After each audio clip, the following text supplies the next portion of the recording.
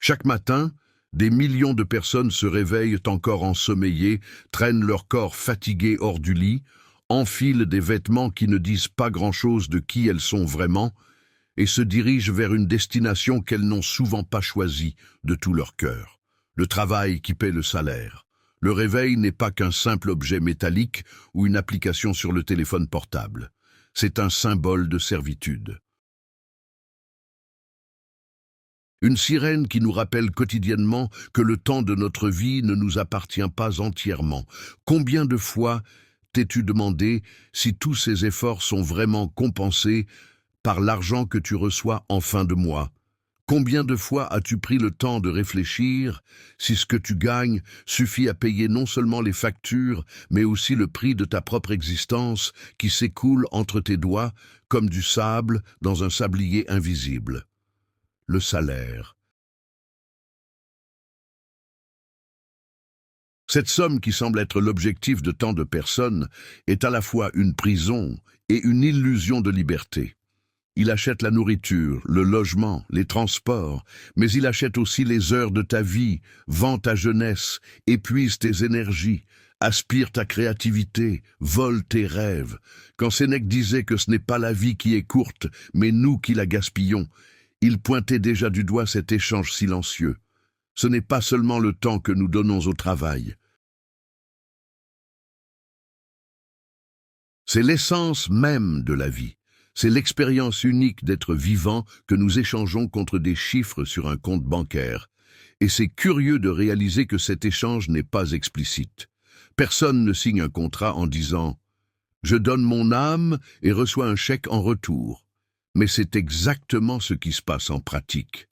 Le jeune homme plein de rêves accepte son premier emploi et se dit que ce sera temporaire, que c'est juste une étape. Mais les années passent. Les comptes s'accumulent, le niveau de vie augmente et soudain, ce travail temporaire devient une prison perpétuelle. La vie se transforme en cycle répétitif, se réveiller, travailler, payer les factures et dormir. Et dans le silence de la nuit, quand tout le bruit cesse, une question inconfortable résonne. Est-ce pour cela que j'existe? Le salaire est présenté comme une récompense, mais en réalité, c'est un palliatif. C'est comme si le système disait « Tu me donnes ton temps, ton énergie, ta jeunesse, et je te rends juste assez pour survivre et revenir demain travailler davantage. » Henry David Thoreau, quand il s'est retiré à Walden, ne faisait qu'essayer d'échapper à cet engrenage. Il voulait prouver que la vie pouvait être vécue avec peu, mais de manière authentique, sans avoir à vendre chaque minute à un système qui transforme les hommes en machines de production. Emerson aussi nous mettait en garde. La véritable richesse ne réside pas dans l'argent accumulé, mais dans la capacité d'être autonome et libre. Et aujourd'hui encore, des siècles plus tard, nous sommes toujours empêtrés dans les mêmes chaînes invisibles qu'il dénonçait. La question d'échanger sa vie contre un salaire n'est pas qu'une question rhétorique, c'est un cri philosophique. Combien d'heures de ta vie valent un chèque? Quelle part de ton essence es-tu prêt à vendre? Vaut-il la peine d'échanger du temps avec ta famille, tes enfants, avec toi-même, contre quelques chiffres qui s'évaporent en fin de mois? Vaut-il la peine de reporter indéfiniment tes rêves dans la promesse d'une retraite qui n'arrivera peut-être jamais? Ou qui, quand elle viendra, trouvera le corps trop fatigué pour vivre tout ce qui a été gaspillé? Nous vivons dans une société qui nous a convaincus que la sécurité est plus importante que la liberté, qu'il vaut mieux accepter un salaire fixe que se risquer à la recherche de quelque chose de plus grand. Mais quelle sorte de sécurité est-ce là qui prend ta vie comme prix? Quelle sorte de stabilité est-ce là qui vole ton énergie vitale et ne rend que l'illusion du contrôle? La véritable sécurité ne réside pas dans les chiffres, mais dans la conscience.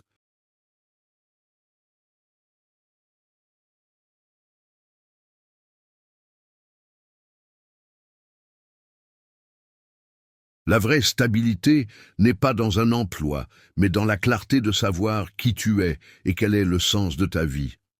Sénèque nous a enseigné que nous ne devions pas craindre la mort, mais le gaspillage de la vie. Et peut-être que le plus grand gaspillage est exactement cela. Abandonner la majeure partie de notre existence en échange d'un salaire qui ne comble pas le vide de l'âme. Vivre, ce n'est pas accumuler des heures de travail. Vivre, c'est expérimenter, sentir, créer, aimer, contempler.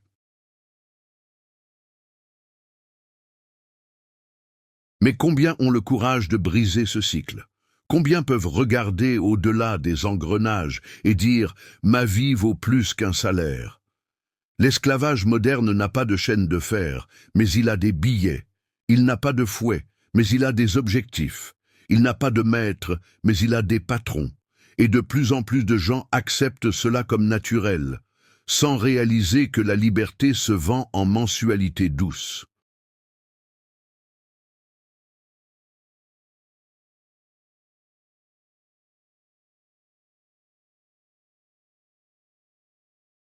Le salaire est un anesthésique qui calme la douleur d'une vie non vécue, mais la douleur ne disparaît jamais complètement. Elle se cache juste au fond de l'âme, attendant le moment de crier.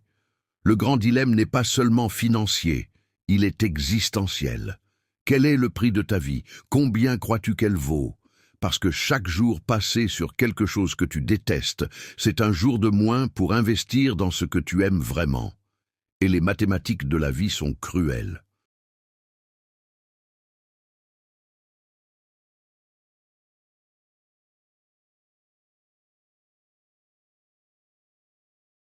Il n'y a pas de remboursement, il n'y a pas d'échange, il n'y a pas moyen de récupérer les jours déjà dépensés. Le temps est la monnaie la plus chère qui existe, et ironiquement, c'est la seule que nous dépensons sans même nous en rendre compte. Mais il y a de l'espoir, il y en a toujours. L'éveil commence par la conscience.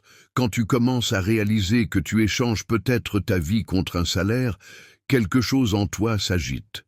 Et cette agitation est la graine de la transformation.